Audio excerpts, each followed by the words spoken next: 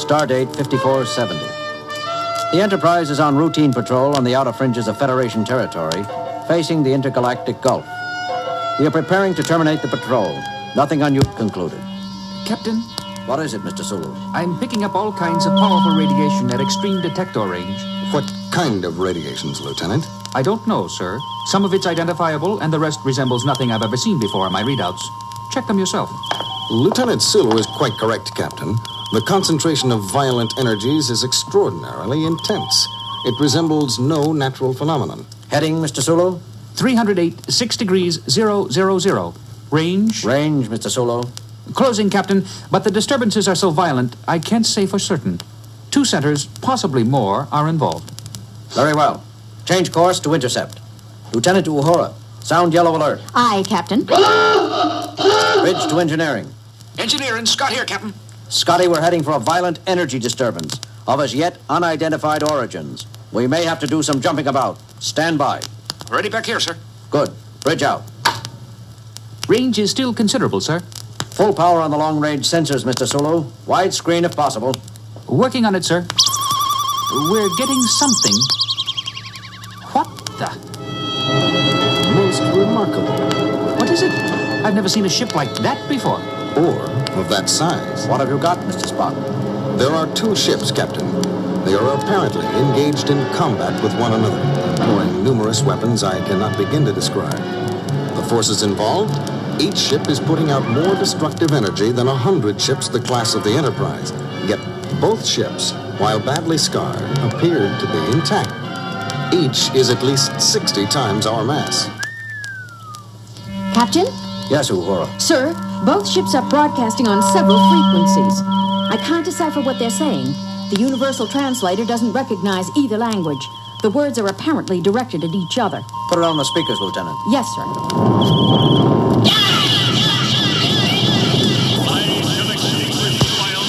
Lower the volume, but keep it on the speakers, Lieutenant. Mr. Spock, how are you coming with identification? Nothing in records yet, Captain. Still processing. Intruder, identify thyself. Uhura, give me a reply frequency. Ready, Captain. This is Captain James T. Kirk of the USS Enterprise. Who are you? Where do you come from? What dost thou represent? The United Federation of Planets and its allied peoples. I repeat, who are you? I am the Red Worm, 333rd Super Dreadnought of my class, built by the unified Dre peoples. There is nothing in my computer banks of a United Federation. Therefore, I must assume you are unneutral. For God's sake, Jim, confirm that we are neutral. It has been assumed, Doctor. Didn't you hear? Yes, but I don't want that thing to forget it. That's the biggest warship I ever saw. Except for the one it's fighting, of course. What ship? What ship? Identify yourself immediately!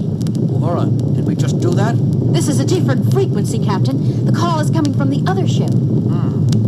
This is James Kirk, commanding the USS Enterprise, United Federation of Planets. We are... neutral. Impossible! I, renderer of the Nex Empire, have declared that all who are not allied with me are friends of the unmentionable Dre peoples! Sorry, but we really are neutral. We have nothing to do with either the Dre peoples, as you call them, or the Nax Empire. Spock, what have you got on those 2 stellar civilizations? I've never heard of either of them. Working on it, Captain. You must listen to me, or if you... I call on you to surrender. Signals have faded out, Captain. They appear to have forgotten us already. They're fully occupied trying to destroy each other. And I have information on both groups. What is it, Spock? Where are they? They are no longer anywhere, Captain. According to mythological records, both races have been extinct in our galaxy for over 150,000 years. And know thou that I shall fight for another 150,000 or 150 million until the last remaining vestige of the blasphemous Nax are eliminated from existence. Where are your officers? Crew? Crew? Officers? We of the Nax carry on for our builders and masters! No less we of the Dre, infidel. What do you make of that, Mr. Spock? I think there can be no doubt, Captain, As there is nothing in the records to indicate that either race was immortal, we must surmise that the crews of both ships have been dead for at least 150 millennia, and the war has been carried on all this time by the computer minds of these two ships. Incredible. Well put, Doctor. Both ships have apparently survived on their own initiative, continuing to carry out the last orders of their living masters, repairing themselves, modifying their own structure, constantly developing new weapons and new defenses, each hunting for a crucial advantage over its opponent. Yet it seems they are evenly matched. Oh, very interesting, Mr. Spock, but at the moment I'm more concerned about their present course. If they keep traveling in the direction they are now, they'll enter densely populated Federation space within a few days. They've elected to regard us as neutral, for now. They may not treat other Federation shipping or Federation worlds so politely. Uhura, give me dual broadcast frequency for both vessels. Ready, sir. Enterprise to combatants. Enterprise calling combatants. Listen, you two. You can reduce each other to Masons if you want. But can't you do it somewhere else? You are headed... A challenge! You would dispute my position? No, forget what I said. Spock, what are we going to do? These two are so involved with each other, they've lost the ability to trust anyone else. But we have to turn them somehow. Maybe if we could discover the reason behind the fighting, we could mediate for them, Jim. Didn't you hear the insults they threw at each other, Bones? After 150,000 years, Doctor, I doubt that either ship recalls what the war was originally fought over. That's usually the case with most wars which last more than a few months. Still, we have to do something. Jim, how about taking sides, joining up to help one ship defeat the other? Too risky, Bones. We know nothing of either the Dre peoples or the Nax Empire. I can't opt for one side blind. Besides, I doubt that the Enterprise would make one bit of difference for either side, considering the kind of energy weapons they're using. I doubt that our phasers and photon torpedoes could so much as irritate either vessel. And it could get the Enterprise blown clear to the Magellanic Clouds. Just the Enterprise, maybe. But suppose we convince them we can call on several thousand ships the size of the Enterprise. A thought, Doctor. Except that we cannot call on several thousand ships. We cannot even call immediately on 3 or 4. True, Spock. But they don't know that.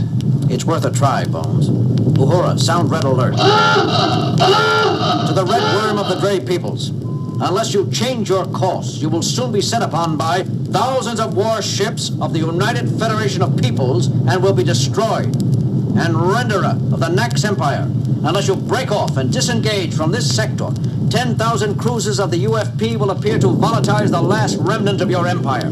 Sacrilegious interloper! Enemy of its Imperial Majesty, I have been deceived. Captain, both ships are changing course. Mr. Sulu, emergency overdrive, warp 8. That was close, Captain. They both fired at our former position. With their minor batteries, I might add. However, they regard the threat seriously, it seems. Both vessels are currently in pursuit. Sulu? They're not closing, Captain. They're still too busy fighting each other, but we're not pulling away from them either. Good. I don't want to lose them. Yet. Kirk here. Go ahead, Mr. Scott. Captain, how long are we going to run at warp 8? We've got full deflector shields up, too. We cannot maintain this kind of shielding and this speed for too long. I know, Scotty. Hang together down there a while longer yet. We'll do what we can, Captain. Scott out. Well, Bones, we got them to change their course. They're headed away from Federation-inhabited worlds now. That still leaves the problem of convincing them to leave us alone. Well, I don't know what to suggest, Jim. I didn't get that far. Great. Mr. Spock? I don't know what to suggest either, Captain. At this point, the crucial issue appears to be whether or not... A trick! I see through you now, the United Federation of Planets. It was a low ploy of you, blasphemer, to attempt to fool me into assuming a weaker tactical position. You are quick, evil monster. Did you truly think to trick me, with such a feeble lie?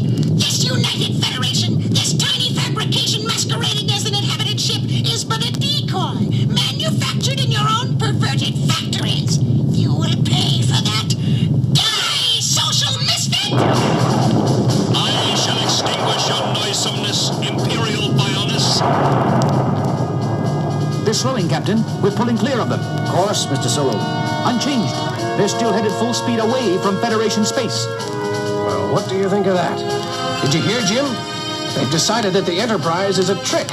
The Red Worm thinks we're a trick of the Renderer, and the Renderer believes we're a decoy cooked up by the Red Worm. Each computer has been battling the other for so long they can no longer trust anything. It is so in all extended wars. Truth is the first casualty, and the last wound to heal. Mr. Sulu, set in a course for Starbase 14. Aye, sir. Detectors report both ships still heading out toward the galactic rim. And according to sensors, still fighting with each other as heavily as ever. It is sad, Captain. All that knowledge, all that power, devoted to continuing a war whose cause has long since been forgotten. What a waste. Sulu, reduce speed to warp factor 5. There's one thing that bothers me, though, Captain. What's that, Lieutenant? What happens if one ship, either the Red Worm or the Renderer, finally does win? Won't it start hunting for someone else to fight? We threatened them both in the name of the Federation. Won't the winner come looking for us? I wouldn't worry, Lieutenant Uhura. Both vessels have been in a state of constant warfare for 150,000 of our years, without either side gaining a lethal advantage. I think it's safe to say that they will continue to remain evenly matched for another 150,000 years. Let's hope so, Mr. Spock. Let's hope so.